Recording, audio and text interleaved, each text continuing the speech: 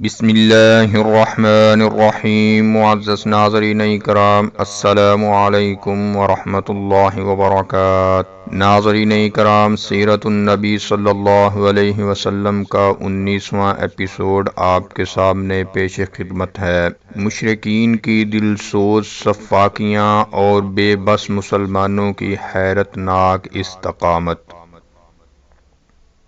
مشرکین مکہ مسلمانوں پر ظلم کرنے لگے اور دن بدن ان کے مظالم بڑھتے ہی گئے۔ ان میں ایسے بھی بے رحم تھے جن کے سینوں میں دل نہ تھے، پتھر کے ٹکڑے تھے۔ ان ظالموں نے بے کس مسلمانوں کو قید کیا، مارا پیٹا، بھوکا پیاسا رکھا، مکہ کی تپتی ہوئی ریت پر لٹایا، لوہے کی گرم سلاخوں سے داغا، پانی میں غوطہ دیا اور نہ جانے کیا کیا کیا۔ مگر ان سب کے باوجود اہل ایمان پوری پامردی سے اسلام پر جمے رہے اور مردانہ وار ساری آزمائشوں کا مقابلہ کرتے رہے۔ ناظرین اکرام، انہی جوان مردوں میں یاسر رضی اللہ تعالی عنہ، ان کی بیوی سمیہ رضی اللہ تعالی عنہا اور لختے جگر عمار رضی اللہ تعالی عنہ بھی تھے۔ یہ تینوں مکہ کے غریبوں میں سے تھے اور بہت پہلے اسلام لے آئے تھے۔ خاندان والے ان کے کپڑے اتار دیتے اور جب دوپہر سخت ہو جاتی تو تپتی ہوئی ریت پر لٹا دیتے۔ اس کے علاوہ کبھی آگ میں جلاتے اور کبھی پانی میں غوطے دیتے۔ اسی بے کسی کے عالم میں رحمت عالم صلی اللہ علیہ وسلم کا گزر ہوتا تو آپ ان کو تسلی دیتے اور بہت ہی درد بھرے لہجے میں فرماتے، صبر کرو، تمہارا ٹھکانہ جنت ہے۔ ناظرین اکرام، حضرت یاسر رضی اللہ تعالی عنہ نے تو اسی طرح تڑپ کر جان دے دی، لیکن حضرت سمیہ رضی اللہ تعالی عنہا کو ابو جہل نے شہید کیا۔ یہ ہر وقت ان کی جان کے پیچھے پڑا رہتا اور بڑی بے دردی سے ستاتا۔ چنانچہ ایک روز انہیں جوش آ گیا اور گفتگو کا لہجہ ذرا سخت ہو گیا۔ ابو جہل غصہ سے بے تاب ہو گیا۔ اتفاق سے اس وقت اس کے ہاتھ میں برچھی تھی، کھینچ کر اس نے ایسا مارا کہ ان کا دم نکل گیا۔ اس طرح اسلام میں سب سے پہلی شہادت کا شرف انہی کو نصیب ہوا۔ حضرت عمار رضی اللہ تعالی عنہ کو بھی ظالم لوہے کی زرہ پہنا کر دھوپ میں چھوڑ دیتے یا تپتی ہوئی زمین پر لٹا کر اتنا مارتے کہ وہ بے ہوش ہو جاتے، لیکن اس مار پیٹ اور دھوپ کی سختی سے ایمانی گرمی میں کوئی کمی نہ ہوتی۔ ناظرین اکرام، انہی جوان مردوں میں حضرت خباب رضی اللہ تعالی عنہ بھی تھے۔ یہ انمار کے غلام تھے۔ انمار روز لوہے کی سلاخیں گرم کرتی اور ان کے سر پر رکھ دیا کرتی۔ اس کے علاوہ اور نہ جانے ان پر کیا کیا ستم ہوتے۔ حد یہ ہے کہ ایک دن کوئلے دہکائے گئے اور وہ ان پر چت لٹا دیے گئے اور اسی حال میں کوئلے ٹھنڈے ہو گئے۔ تاب نہ لا کر حضرت خباب رضی اللہ تعالی عنہ نے ان بے دردیوں کی فریاد رحمت عالم صلی اللہ علیہ وسلم سے کی تو آپ نے ان کے لیے دعا فرمائی، خدایا خباب کی مدد فرما۔ چنانچہ دعا رنگ لائی اور انمار کے سر میں کوئی بیماری ہو گئی۔ حکیموں نے اس کا علاج کیا بتایا کہ وہ اپنے سر کو گرم سلاخوں سے داغے۔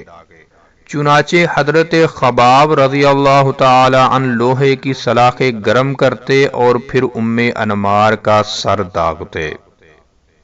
ناظرین اکرام، انہی جوان مردوں میں حضرت بلال رضی اللہ تعالی عنہ بھی تھے۔ یہ حبشہ کے رہنے والے تھے اور خلف کے بیٹے امیہ کے غلام تھے۔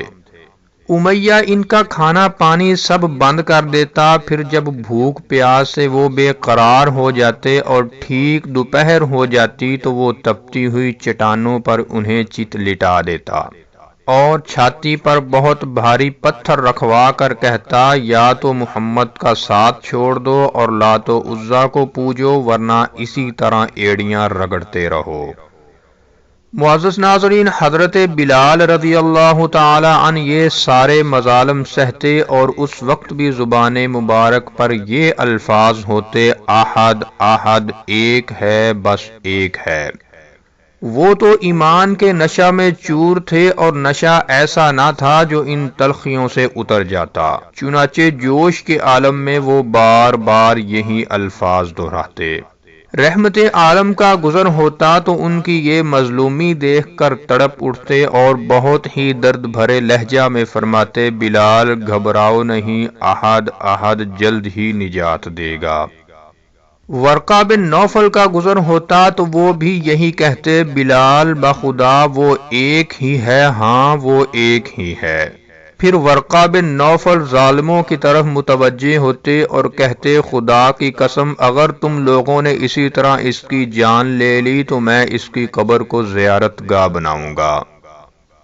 غرض حضرت بلال رضی اللہ تعالی عنہ یہ سختیاں جھیلتے رہے اور صبر کرتے رہے۔ بالآخر ایک دن حضرت ابو بکر رضی اللہ تعالی عنہ امیہ کے پاس گئے اور بولے، ارے تجھ کو ذرا بھی خدا کا ڈر نہیں، اس بیچارے کو مار ڈالو گے کیا؟ وہ بولا، تم نے ہی اس کو بگاڑا ہے، اب تم ہی اس کو بچاؤ۔ حضرت ابو بکر رضی اللہ تعالی عنہ نے فرمایا، میرے پاس ایک مشرک غلام ہے، تو اسے لے لے اور اسے مجھے دے دے۔ اس پر امیہ بولا، چلو منظور ہے مجھے، لے جاؤ اسے۔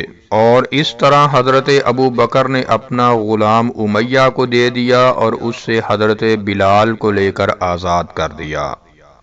ناظرین اکرام، صرف حضرت بلال ہی نہیں اور نہ جانے کتنے غلام تھے جو مسلمان ہو گئے تھے اور اس جرم میں بے رحم آقاؤں کی سفاکیوں کا نشانہ بن رہے تھے۔ حضرت ابو بکر رضی اللہ تعالی عنہ ان مظالم کو دیکھ دیکھ کر تڑپ اٹھتے، آخر ان سے رہا نہ جاتا اور سب کو خرید خرید کر ان کو آزاد کرا دیتے۔ یہاں تک کہ ایک دن ان کے باپ نے کہا، بیٹے تم تو بہت کمزور کمزور غلام آزاد کرا رہے ہو، ذرا ایسے غلام آزاد کراؤ جو بہادر اور طاقتور ہوں، کہ وقت پڑے تو کچھ کام بھی آ سکیں اور مصیبت میں تمہاری مدد بھی کر سکیں۔ اس پر حضرت ابو بکر رضی اللہ تعالی عنہ نے جواب دیا، ابا جان میرا مقصد تو صرف اللہ کو خوش کرنا ہے۔ بارگاہ خداوندی میں یہ بات بہت پسند آئی اور اللہ نے وحی نازل کی کہ کسی پر اس کا کوئی احسان نہیں جس کا وہ بدلہ چاہتا ہو، اسے تو بس اپنے بلند و برتر رب کی خوشی حاصل کرنی ہے اور وہ جلد ہی اس سے راضی ہو جائے گا۔ تو ناظرین کرام، یہ تھا سیرت النبی صلی اللہ علیہ وسلم کا 19واں ایپیسوڈ، اور اگر آپ سیرت النبی صلی اللہ علیہ وسلم کا 18واں ایپیسوڈ دیکھنا چاہتے ہیں تو اوپر کراس کے بٹن پر کلک کر کے دیکھ سکتے ہیں۔ السلام علیکم ورحمۃ اللہ وبرکاتہ۔